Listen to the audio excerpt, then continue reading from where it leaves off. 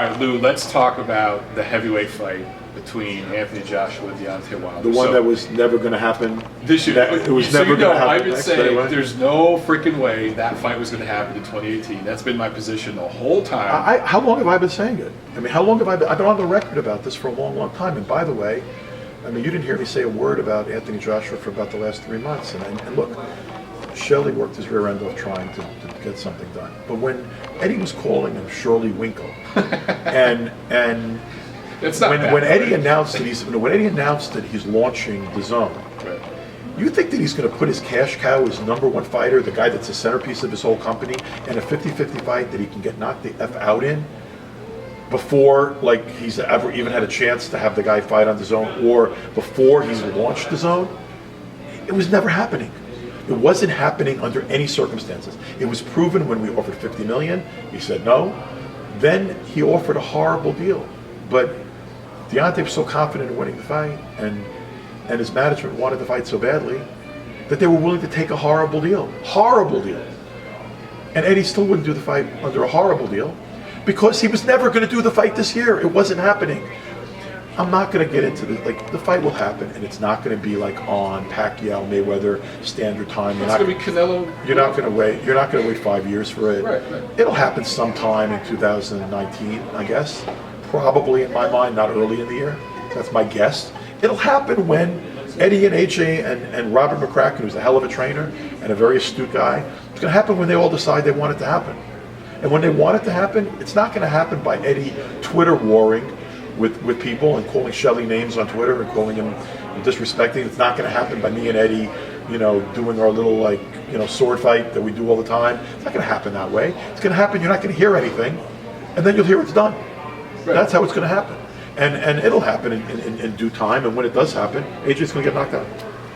Okay, so I have been saying that this is basically going to go like the Canelo Golovkin promotional, the negotiation. It took 12 to 18 months. Why? I guess I'm going to play devil's advocate, okay? Why even do the $50 million offer and go through all that bullshit? No, the $50 million back and forth offer when you knew they were going to take it. I got to be honest with you. Look, people are in it, work together, but people don't always agree. You have different approaches toward things. Doesn't mean one person's right or wrong. Doesn't mean that people have different approaches. I personally knew before we made the $50 million offer the fight wasn't happening. When the $50 million offer was rejected, I didn't think for a second the fight was happening. And I just said in a conversation with Deontay a week or two ago, now it's time to stop even thinking about it. Now it's time to stop talking about it, stop thinking about it. Do Deontay. Go out there, knock people out. Go out there and fight. Let's go out there and move on with our lives. And go out there and do your thing, prepare, continue to be a dominant KO artist, continue to be explosive, continue to be a heavyweight champion. Do more social media, do more reaching out to your fans, which he has been doing. His profile is definitely on the rise. I want to see him do even more. I want to see him on, WWE. I want to see, more appearances on red carpets and more stuff to go out there and be the heavyweight champion, be the American heavyweight champion. Because right now, you're not the one delaying the fight. You've done everything in your power. Stop promoting him. Let's start promoting ourselves. One thing I always wondered, why isn't Deontay on some of the late night shows? Jimmy Kimmel and those kind of shows, because I think he'd crush that. He's got such a great personality. He'd crush a show like that. Why are you guys not picking There's up the phone? There's got to be a greater collaboration among all of us, and focus on his part. Less of a focus on chasing Eddie around and AJ around, and more of a focus on exactly what you're talking about. And I think that's something that you're going to see, and that's something that has to happen. How long have you guys known that you're going to fight Dominic Breazeale? Because that's the next step. That's my just personal prediction that that's the fight that's going to happen, probably in Alabama, maybe at Barclays. Can you give us an exclusive here? Is that what's up? No, I can't give you anything right now. Look, he's certainly in the mix but by the way, he's sitting there in the top of the rankings. Well, yeah, he's exactly. in the mix. They had some personal. There's some stuff. There's some stuff there. He's a big dude. I mean, he's had some good performances recently. Right. You know, I mean, look, it's not a loaded heavyweight division. I mean, But there's a few guys. I mean, if it's not a loaded division, when I say loaded division, I mean there's some significant talent at the top. There's one. It's giant, top heavy. It's top heavy. There's a giant fight at the top. But I'm going to go back to Canelo Golovkin. I'm going to beat a dead horse here, okay? Because when Golovkin was in a similar situation to Wilder, where he is right now, where the A side, which is AJ, for him it was Canelo. They didn't want to fight yet. They wanted to go and do an 18-month commercial to promote the fight and make it huge. Yeah. So what Golovkin did, it wasn't a loaded division at that time. He got busy. He was knocking guys out. He traveled. He did what he had to do. You know, why can't Wilder go over to the UK and fight somebody over there? It's funny you say that because that's an idea that I love, and that's an idea that I've loved for a while. But Deontay was singularly focused on wanting AJ, and people weren't willing to give up. I mean, to be honest with you, I wasn't on point on it, and he's, you know, Shelly, he's got Shelly and Haymon and JD's as a management team, and they followed Deontay's marching orders, which were go to get AJ. Now, you and I believed correctly that it simply wasn't happening. Not this year. But it did result in a singular focus in that direction, and you know, now that, but here's the one thing it did that I have to say was accomplished, in fairness. I think even in Great Britain now, people know, hey, can't say Wilder doesn't want to fight. I think there's a little bit less willingness to put up with Eddie's cheeky stuff. You know, I think that people get it. And you know what? AJ's fighting Povetkin. You could make an argument. I wouldn't put my guy wouldn't fight Povetkin after what we went through, but well, yeah, I mean, I totally Povetkin. understand that. But all things considered, if Povetkin is doing VADA testing, I think he is. You could make an argument, and I know you're not going to like this, that Povetkin would be a better opponent than anybody Wilder's faced. I don't really care. Povetkin should, in my view, I have a different opinion. Like, look, I mean, I'm not the WBC, but a court of law said Povetkin was cheating. And then the WBC wrote, well, despite whatever the court of law said, we don't really know. And then because of that Rabinski.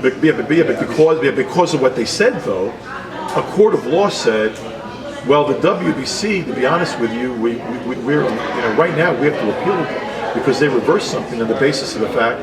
They said, well, the WBC gives itself, you guys put yourself at the mercy of the WBC, and the WBC, even though the jury said he was cheating, the WBC said otherwise, so we're going to set aside the jury. You know, now we have to appeal. I mean, I don't agree with what the WBC did here. And I personally have a different, you know, I'm not going to sit here and beat a dead horse. Povetkin's back in the ring. You know, Rabinski's promoting him. I'm not going to, at this point, beat a dead horse. I hear you. You know, but I don't agree with what went down. And I think that at the moment, the state of PED testing and the state of ramifications if you are caught are a friggin' joke. You have gone back and forth on the phone about it. It's a joke, man. Well, okay, let's talk about that a little bit. The WBC, their clean boxing program. In theory, that's a good thing. Look, I love the WBC, and you have to give them credit. They're the only one that has a clean boxing program. Exactly. Okay, but at the same time, the Emperor's got only a half a set of clothes on. I'm not going to say the Emperor has no clothes because I applaud Mauricio for having a clean boxing program at all, and it's better than none. But by the way, it's manipulated. You can manipulate it. Guys obviously fail tests with very little ramification. It's not perfected, and it's still inadequate. But it's better than nothing. Yeah. But the state of health and safety in general in the United States is abhorrent. The state of health and safety regulation in boxing is horrendous. Frankly, in all combat sports at the moment.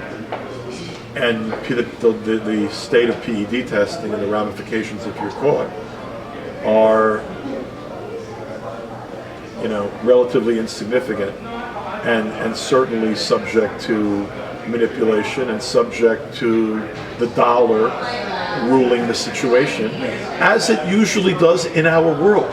So this is not just boxing alone. This is but entertainment and it's sports. entertainment, sports, politics, government, everything. Yeah. Money talks, bullshit walks. Right. Let me ask you this. Say Povetkin shocks the world, knocks out Anthony Joshua, takes all the titles. Would you guys fight him? Considering everything you just said, would you guys fight him? That would have that have to be a major discussion. That and the fighter and his management are going to be the ones, frankly, making that call, no matter what my opinion would be.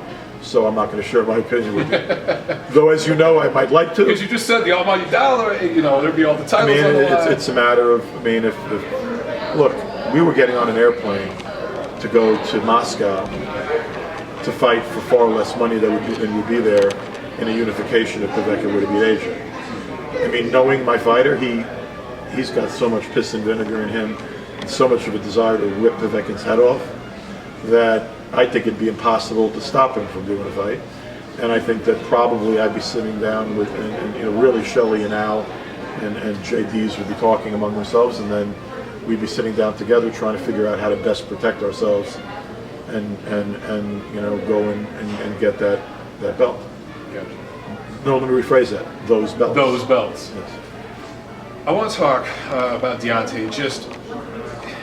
I always say he's straight out of central casting for what the mainstream sports media wants to promote for a heavyweight boxer, an American heavyweight boxer. How do you promote this guy? But this is what I don't really get, man. And I got to be honest with you. We don't. There's something, and it troubles Deontay, and we talk about it troubles me. But it's very endemic to American boxing as opposed to other countries. We support our American fighters to a far lesser extent than other countries support and embrace their own fighters. And other countries, frankly, dedicate negligible portions of their national boxing budgets, if you look at all media entities in other countries, whether it's Great Britain or Germany or Russia or wherever, their budgets are dedicated to their fighters. They don't sit there and go, and look, I'm a fan, so I know Inoue and I love him. I'm a fan, so I know. And look, if a guy, I'm a believer in the melting pot. If you come over to America and you're here legally and you live here, in my mind, be supported like an American because you live here and you've made, okay. But to go out there and reach for guys from elsewhere and to embrace guys from elsewhere when you're paying less attention to your domestic champions, I don't get it. And I don't get why Deontay doesn't get the love and respect he deserves, because whatever you think of him, he can take anyone's head off, including Anthony Joshua's, including on the right night. If he lands flush, I don't care. Like, Deontay will sit there and he'll talk about guys historically and believe he can knock them out. And people go, oh, God, you're disrespecting, Mike Tyson, or disrespecting. Well, no, man. This is a guy who has that kind of punching power. And he's supposed to think he's the baddest guy out there. And he's supposed to think he could have taken anybody's head off. To me, I find that endearing. There's no duplicitousness in Deontay Wilder. There's honesty. Sometimes painfully honest. Right. Like I said earlier when we were talking about, Regis wanted to fight me today. He said, I'm a killer. He said in interviews, I'm a killer. What Deontay didn't mean to say, I want to kill, I want a body bag. He was being like the bronze bomber. Goes in there, wanted to kill his opponent. Hey man, I was in that ring when